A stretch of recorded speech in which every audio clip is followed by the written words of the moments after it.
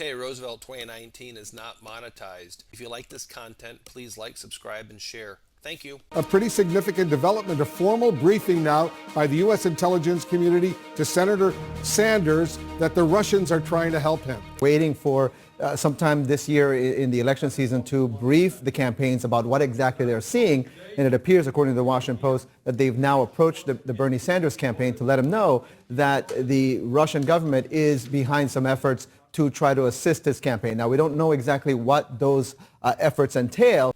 So the Washington Post has a source that leaked this information about the intelligence briefing to the Bernie Sanders campaign. The briefing happened a month ago, but the story breaks the Saturday of the Nevada caucuses. So how do you think it came out now if you had the briefing a month ago? Well, I'll let you guess about one day before the Nevada caucus. Why do you think it came out? No. Was the Washington Post? Good friends. And the source for the Washington Post story knows the briefing occurred, but there are no facts mentioned. We don't know, do the intelligence agencies have intercepted emails or text messages or planted Russian news stories or online memes helping Bernie? No, there's no facts that can be verified. There's just a claim. Now, we don't know exactly what those efforts entail. I believe this weekend that the Bernie Sanders and Trump campaigns were both victim of a propaganda technique called the wrap-up smear. We call it the wrap-up smear. If you want to talk politics, you call it the wrap-up smear. You smear somebody with falsehoods and all the rest, and then you merchandise it. And then you write it, and they'll say, see, it's reported in the press that this, and this. So they have that validation that the press reported the smear, and then it's called the wrap-up smear. Now I'm going to merchandise the press's report on the smear that we made. And it's a tactic. If this information that the Russians are trying to help Bernie Sanders get elected in 2020 is a big enough story to be a Washington Post headline and to be covered on CNN, you would think someone would have told the president. President Trump tweeted out this morning, the Kremlin is backing Bernie Sanders' bid to the White House? Why didn't someone tell me this? President Trump might be facing Bernie Sanders as his opponent in 2020. If this story was a serious story and a threat to the integrity of our election, and a threat to our national security, someone would have briefed the president. During a wrap-up smear, you have someone make a statement about your opponent, which is negative, which people will not like. You have the newspapers report it through a leak.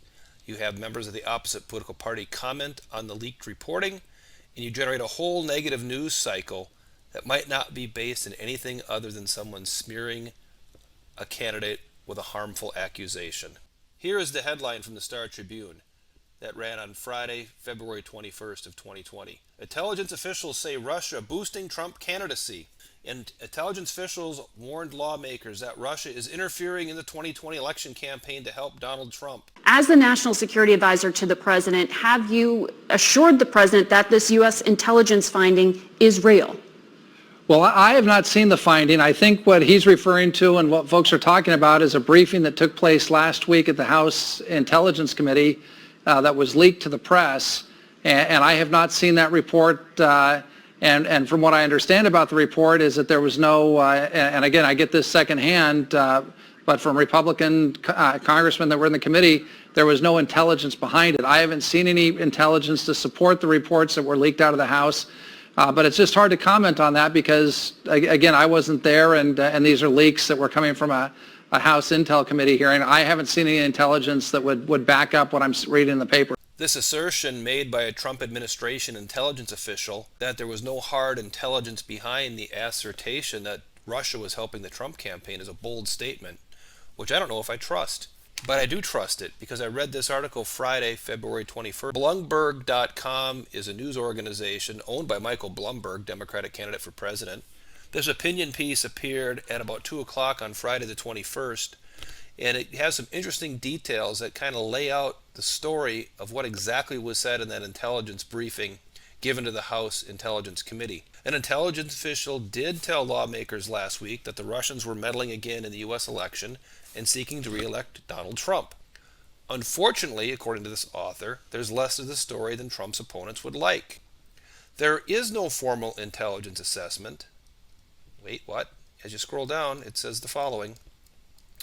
Adam Schiff, who tweeted out that the Russians were helping Trump again on Friday, was present at the briefing and knows that there is no formal intelligence finding that Russia is meddling on behalf of Trump. Administration and House Republican sources told Bloomberg Reporter that the intelligence official who was at the briefing went off script when asked about Russia's preference for Trump in the presidential election. No other representatives from the intelligence community at the briefing backed up her assertion, these sources say, nor did the briefers provide specific intelligence, such as intercepted emails or conversations to support the claim. We call it the wrap-up smear. If you want to talk politics, you call it the wrap-up smear. You smear somebody with falsehoods and all the rest, and then you merchandise it.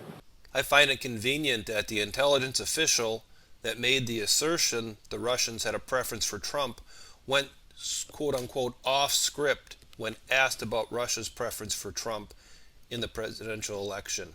It appears to me a Democratic member of the committee asked a question which the intelligence briefer was prepared for and gave an answer which the media could print. Even Jake Tapper of CNN is kind of calling nonsense on this story. He has sources that say the intelligence did not say the Russians had a preference for Trump. Trump was only someone they could work with. He's a deal maker. Whether you hate Bernie Sanders or love him, whether you like President Trump or hate him, the wrap-up smear propaganda technique and the power of our news media should scare all Democratic citizens. Why do you think it came out? Was the Washington Post? Washington Post, a 24-hour period, had 16 negative stories in a row about Bernie Sanders. This was after he had just won 3 out of 4 primaries. This shows you the media bias. Here's some of them. What Bernie Sanders still doesn't get about arguing with Hillary Clinton. That's one. 5 reasons Bernie Sanders lost last night Democratic debate. Next one, Bernie Sanders, 2 big lies about the global economy. Next one, mental health patients to Bernie Sanders. Don't compare us to the GOP candidates. These are all in a row. This isn't like picked out over a couple of weeks. This is a one day. Every story in the Washington Post. Here's another one. Clinton is running for president. Sanders is doing something else. What are you talking about? An awkward reality for Bernie Sanders, a strategy focused on whiter states. Here's another one. Excuse me, I'm talking. Bernie Sanders shuts down Hillary Clinton repeatedly. He said it one time. If you are talking about the Wall Street bailout, where some of your friends destroyed this economy, excuse me, I'm talking. Let him respond.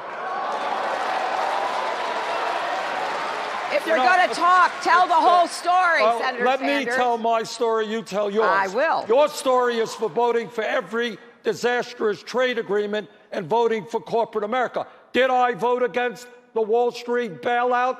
When billionaires on Wall Street destroyed this economy, they went to Congress and they said, oh, please, we'll be good boys, bail us out. You know what I said? I said, let the billionaires themselves bail out Wall Street. Shouldn't be the middle class of this country. He said that one time. By the way, he was being interrupted by Hillary Clinton. Is it not okay to say, excuse me, I'm talking during a debate?